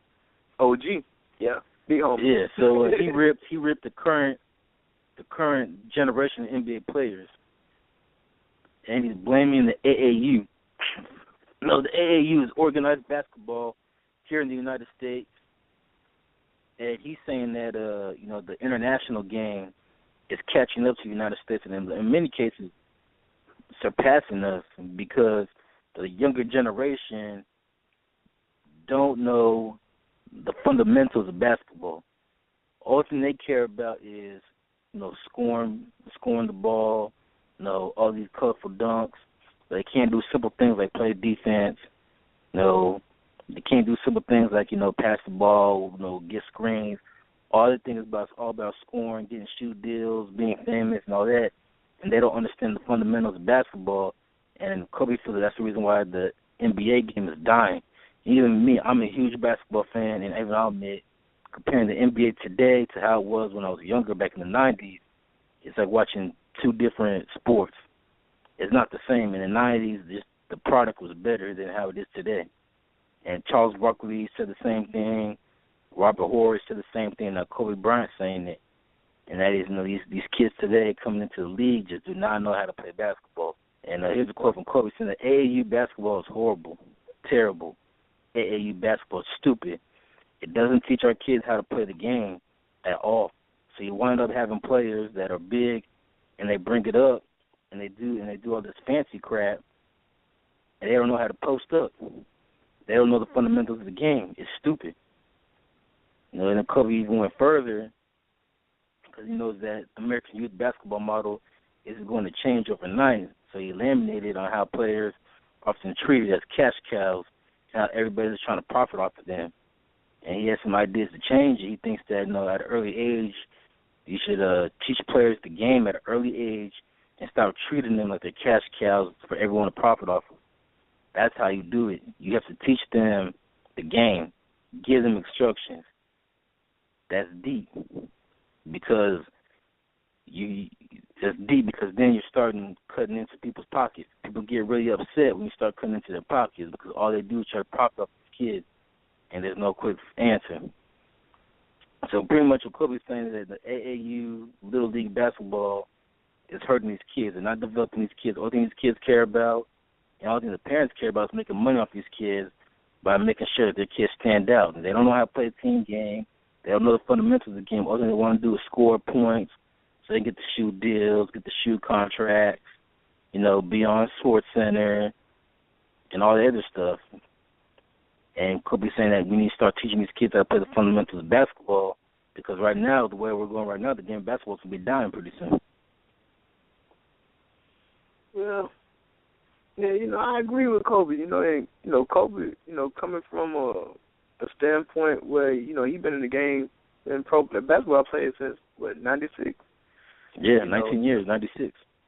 And he has every right to say that, coming from, that era, and I feel he has a voice. I like to see him when he retired, do more coaching, more mentoring, and reaching out. He could keep the integrity of the game. He could keep it together. And I see Kobe Bryant doing big things. I can see him being the commissioner of the NBA one day. Being the the commissioner. I can see him doing that. I can see him doing some big things. I don't see him being commissioner. The owners vote for who the commissioner is. And, I don't think the owners going to vote for Kobe. Because Kobe's not going to kiss nobody's ass to appease the owners. Yeah. His leadership. That's pretty much what I'm saying. His maybe the leader of the players union. Yeah, maybe the players union. But even then, Kobe, that's not his personality, just to kiss people's ass. So that's why I don't see him being in a high-ranking position. I could maybe see him being an owner one day, like Michael Jordan is right now with the Charlotte Hornets. Right, it's, Michael Jordan. What is Michael Jordan up to? You don't hear nothing from Michael Jordan. Because Michael Jordan is running the Charlotte Hornets. And the Charlotte Hornets. The greatest, world's greatest. Jordan. The world's greatest. Yeah. I'm the world's greatest. So how you think? So again, you what you think? What do you think LeBron James' career gonna be turning out to be in the next 5 years? What's your prediction? Your early prediction? The next 5 years, man, I think he's gonna start to slow down. We're starting to see right now that he's aging. He's starting to get old. He's young in the sense that he's only 30, but at the same time, he's been playing for so long. This is now his 12th year in the NBA. He's been playing since he was 18. He came straight to high school. And all those games, all those minutes, it starts to wear and tear on your body. Like right now, he hurt his knee just by, jumping. He's trying to run for a loose ball, jumping to the stands, hurt his knee and his back at the same time.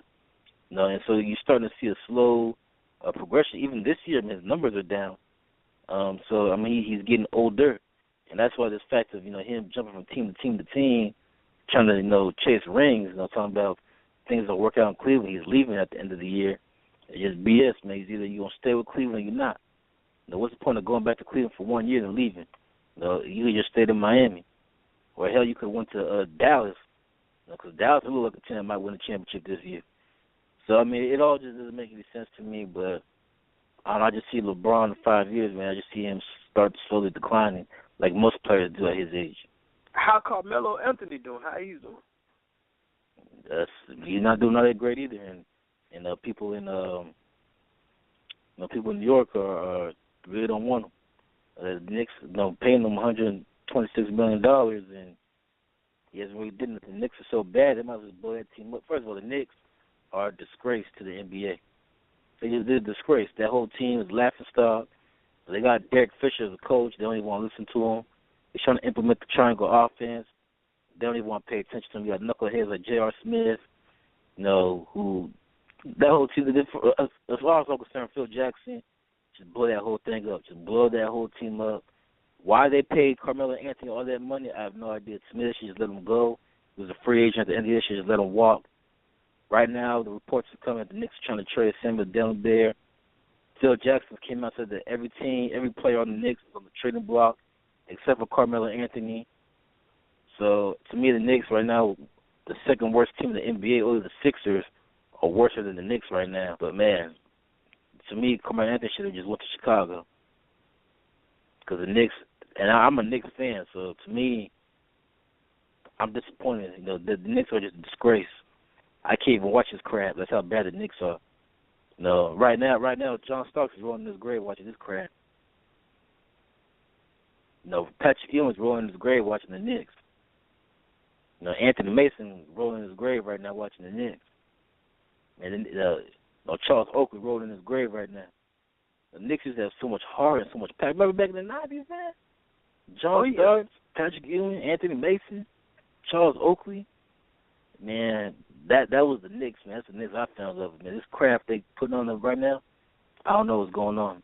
It's hard to watch, man. The Knicks are just a grass and laughing stock, man. I feel sorry for Spike Lee wasting his money going to the Madison Square Garden to watch that crap.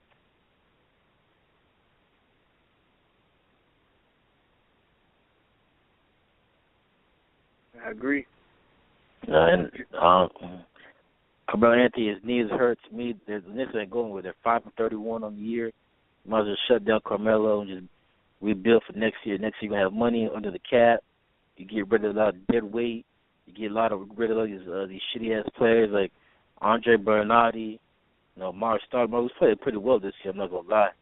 But you get rid of everybody. Just start all over. I think Phil Jackson needs to get people in here that will buy into his system and the way he wants to play basketball.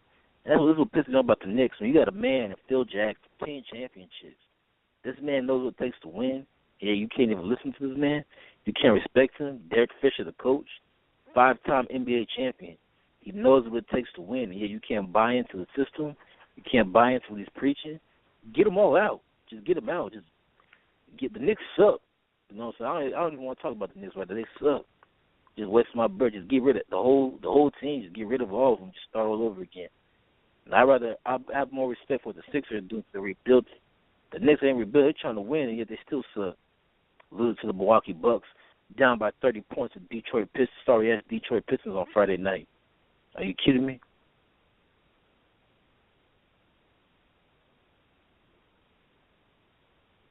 Yes, man. They just need a. I don't know. And then you got this news coming out of St. Louis. We're actually coming out of Los Angeles.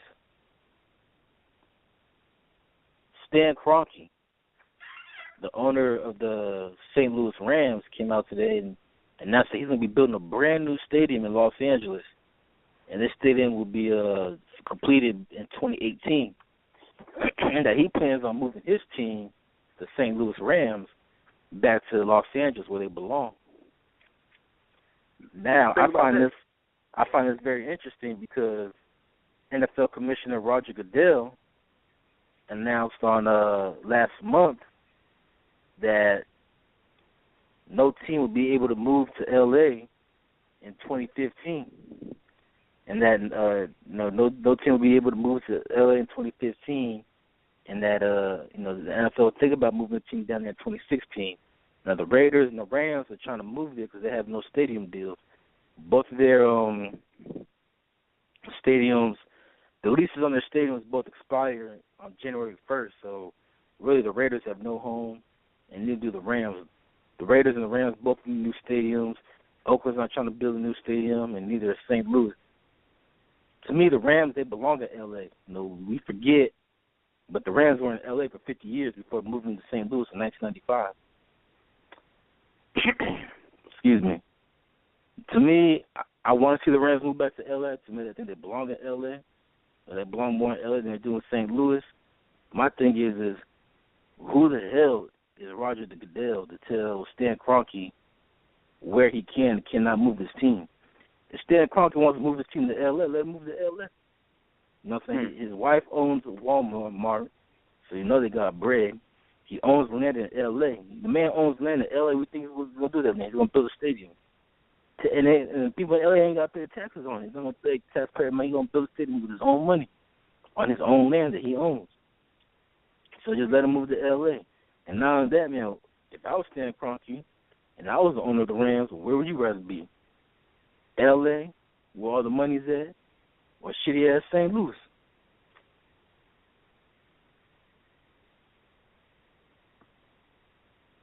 In L.A. Exactly. Warm weather all year round. And always looking for profit, man. Profit, too. The Rams still have a large fan base in L.A. I used to live in L.A. There's still a lot of Rams fans there from when the Rams used to play there. Again, the Rams were there for 50 years. People don't remember that, but the Rams were there for a long time. And the Rams are more of L.A.'s team than they are St. Louis' team. Like you talk about, the Panthers and Jaguars being a new team. St. Louis Rams, they haven't been in St. Louis. They're over for 20 years.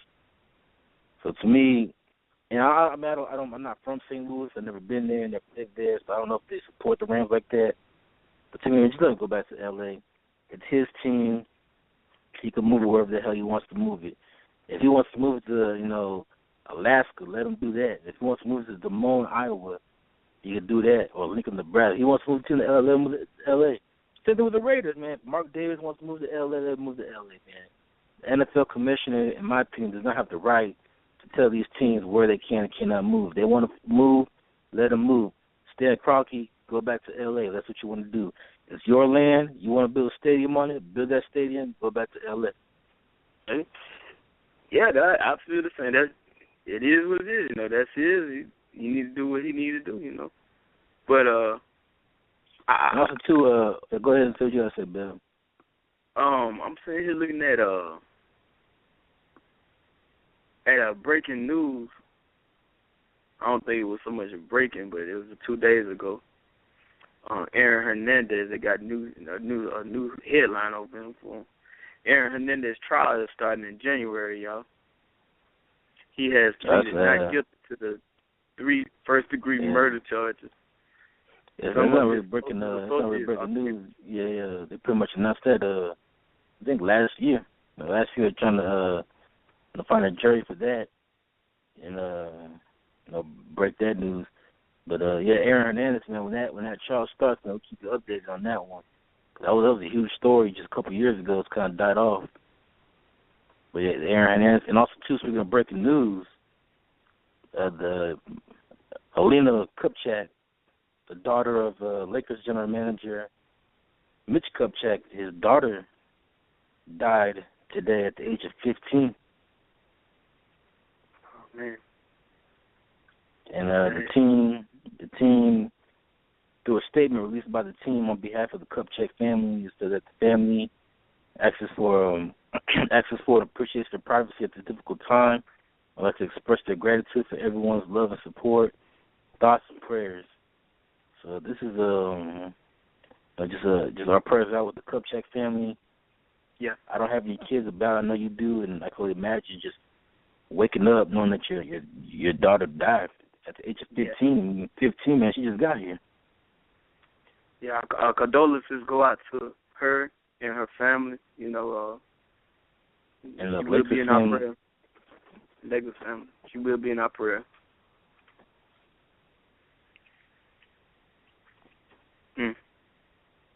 It always said lose a child, man. That's the worst feeling in the world, man. Lose a child. But we're gonna, condolences go out to the family. And also, too, arrests have been made in College Park, Georgia, for the deaths of Ryan Bowden. Ryan Bowden was the former number 1 pick for the Anaheim Angels, and he was killed last month over, I guess, a domestic dispute between him and this other guy over some children, and it led to him getting shot. He was 23 years old, so they finally arrested the guy that did it. They arrested a 25-year-old Stacey Williams, and is being charged with murder and being held in a Fulton County jail right now.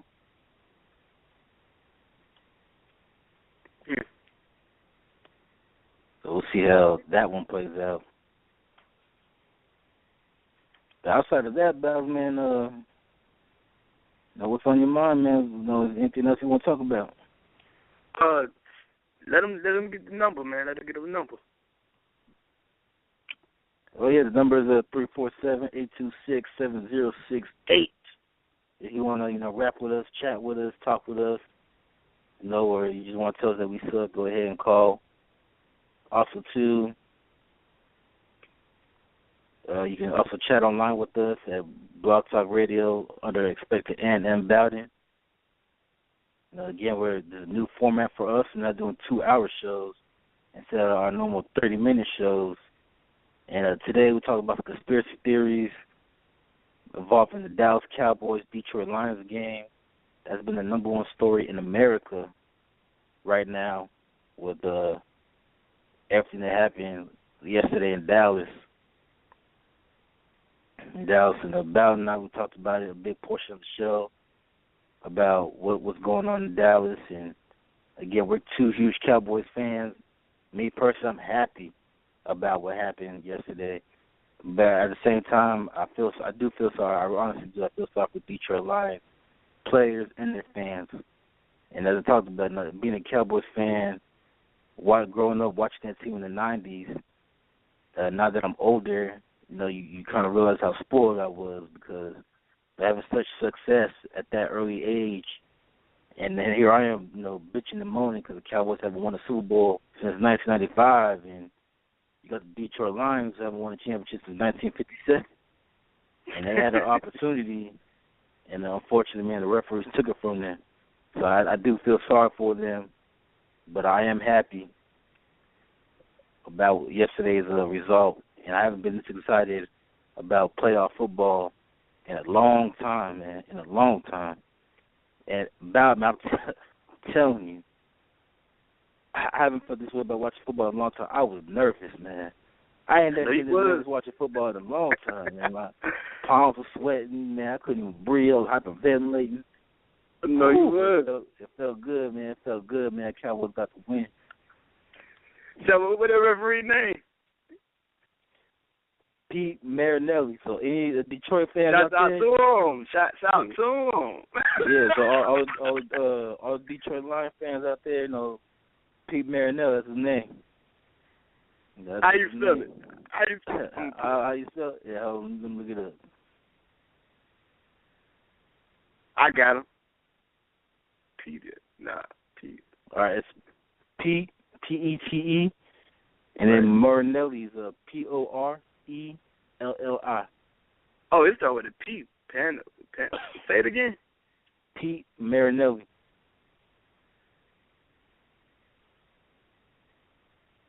Oh, shoot. You want to send out your shout-outs, man?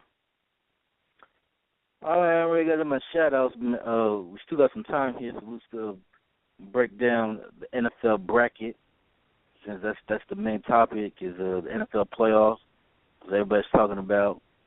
So after this weekend's results, on Saturday, you're going to have Baltimore versus New England, and we're going to have Carolina versus Seattle. At Baltimore, New England, it's going to be a good game. Seattle versus Carolina, not so much. And then on Sunday, man, we got Dallas versus Green Bay. That's a game I'm excited for. And then you got Indianapolis versus Denver, which will be an interesting matchup because Peyton Manning becomes the first player since Kenny Stabler to play against a team that he helped win a Super Bowl with back in 2006. He'll be playing them in the playoffs on Sunday. So Peyton Manning versus the old team as the Colts take on the Broncos. So that should be a good game as well.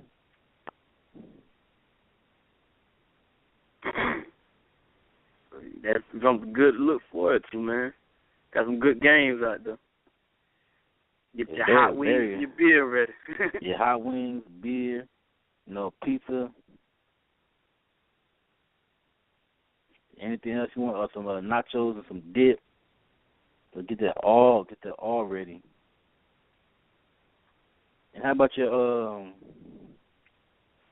boys, the Atlanta Hawks? The Atlanta Hawks, first of all, everybody in Atlanta, you should be ashamed of yourself. The Hawks right now have the best record in the Eastern Conference. That's number one. Since Thanksgiving, the Hawks are 18-2, which is the best record in the NBA since Thanksgiving. Okay. And yet, people in Atlanta do not go to Hawks games. The Hawks have one of the worst fan attendance in the NBA. People in Atlanta don't support the team. They don't go to the games. So to get people to go to the games, the Atlanta Hawks announced that on their next game on January 7th on Wednesday, they're having a date night. So if you're single, you can come to the game for just $15, and they'll have a date night. They'll hook you up, put you on a blind date with different men and women, and you never know. You might find the love of your life if you're in Atlanta. But to me, it's just sad because you have one of the best teams in the NBA, and they can't get nobody to go to the games. So they got to do this crap to hook people, play Cupid, and hook people up with love. Just get people to go to the game. I mean, Bow, you from Georgia? Defend them. Defend your boys. I'm really, to be honest with you, I'm really not a Hawks fan. You know, I ain't like everybody else in the area. Yeah, because I mean, okay, they have a perfect season. They're doing good now, but this is too early to even be like just riding them. You know what I'm saying? I mean, they get to the promised land, they get knocked out. Oh, so I mean, I've never really been a Hawks fan. I'll go for Falcons. Falcons did more for me than the Hawks. You know what I'm saying? I mean, and I'm a diehard UGA fan. I love UGA and Georgia. And the college football, but I really ain't too crazy about the Hawks. So you think this promotion? You think this promotion that they're doing to get people to come to the game, where it's a date night, pretty much. The date night. So if you have the application called Tender, and you go to Atlanta Hawks game, they're gonna promote. If you're single, I should say. If you're single, you have the application Tender, and you go to Atlanta Hawks game, they're gonna hook you up with somebody. So if you're a man, they're gonna get with another female. If you're a female, they're gonna go dude. You think that's really gonna get people to go to the game, knowing that there's a chance that they can get laid? They can get that without going to the game. So that's how bad it is for the Hawks, man. They can't go to the game. They have to guarantee that you don't get some pussy just to get people to get you to go to the game. Pretty much you're saying, like, look, man, if you want to get some pussy, come to the Hawks game. We'll hook you up with a female. After the game, y'all can knock boots. That's what it takes to get people to come to the game. Hey, whatever it takes for them, I think it's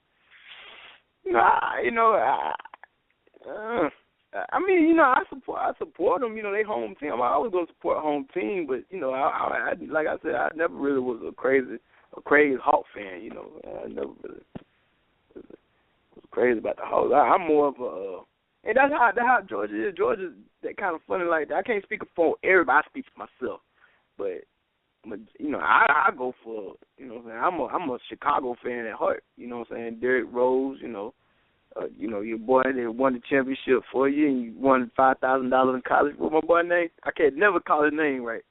Kim Noah. Joakim Noah. Joakim Noah, yeah. And shouts out to him.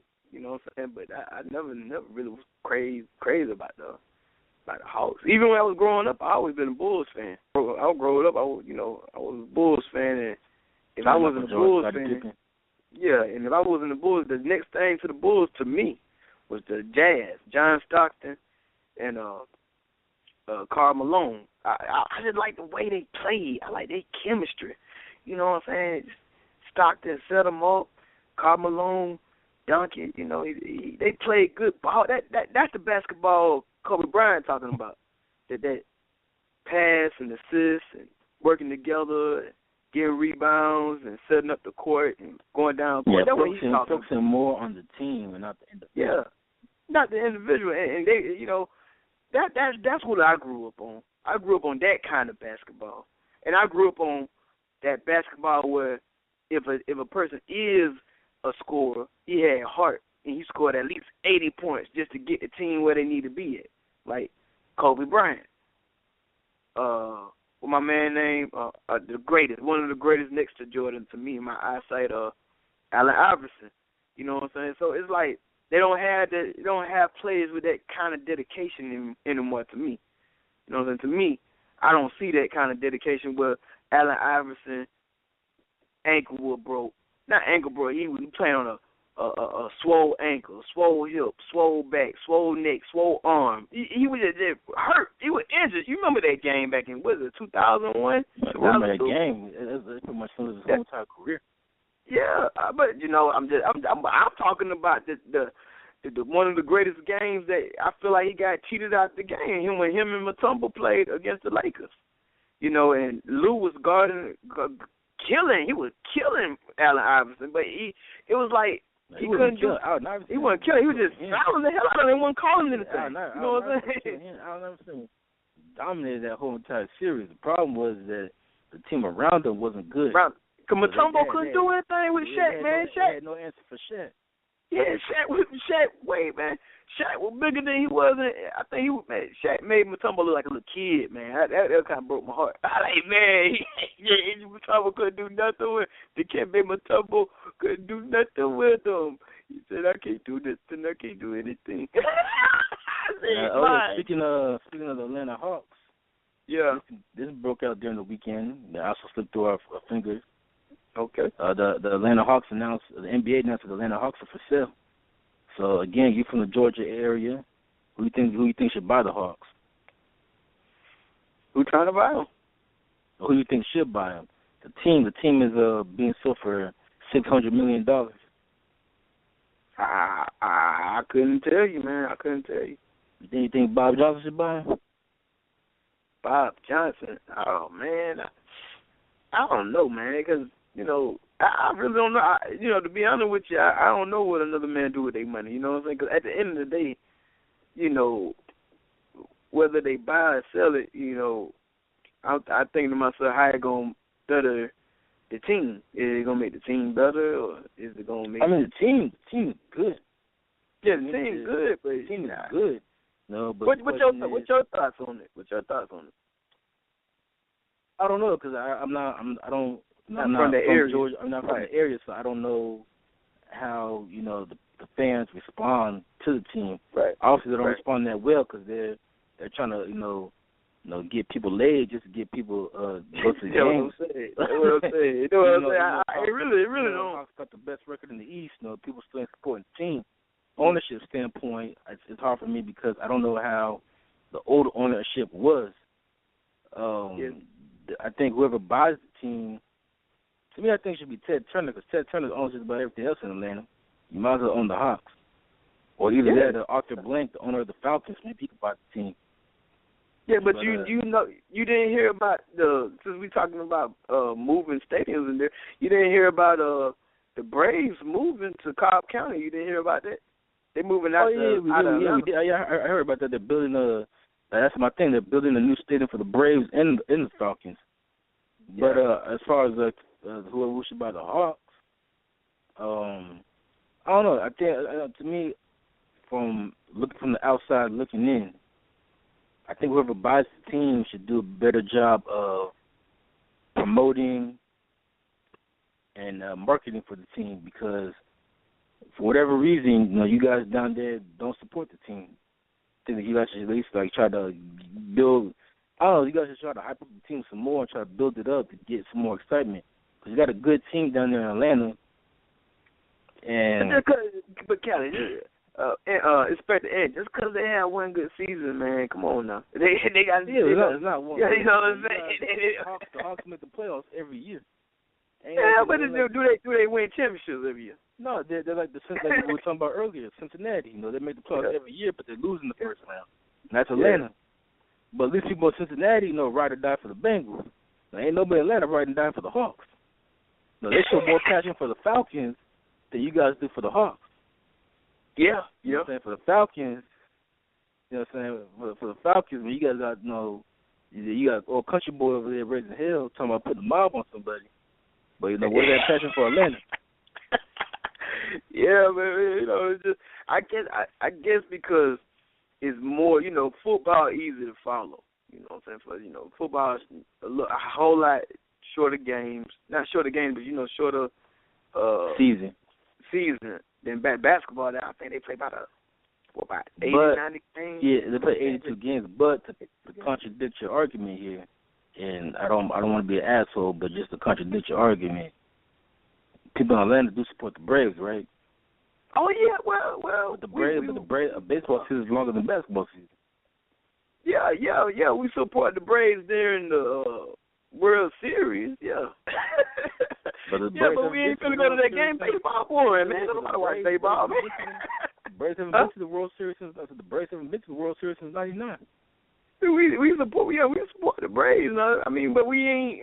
Like I said, football is king in Georgia, man. Football is king. You know, but you have your diehard Braves fan. Yeah, your diehard. It to each his own. You know, I mean, my thing football. I like football.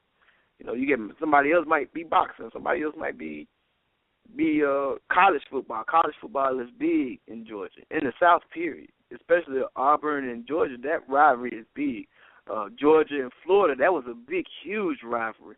So you got a lot of college that support, you know, alumni that support their college and support fantasy football. You know, people support you know, Matt Ryan. You know, that's big. He big, man. Matt Ryan, that shit, man. They paid him all that money. He better. What you heard them say? He better win a Super Bowl. Yeah, he better win a Super Bowl. I'm trying to tell you. $700 million. That's big, man. That big. Don't nobody really, you know. I mean, baseball. I like playing it, but I ain't gonna sit there and go to the game and watch it. That's me. You know what I'm saying? But that's why I said to each his own. You know. Well, this is why I think they should support the Hawks at least, because I understand Atlanta hasn't really been competitive since the '80s when they had Dominic Wilkins, and I understand Atlanta hasn't won. I understand the Hawks haven't won a championship since 1956. I get all that.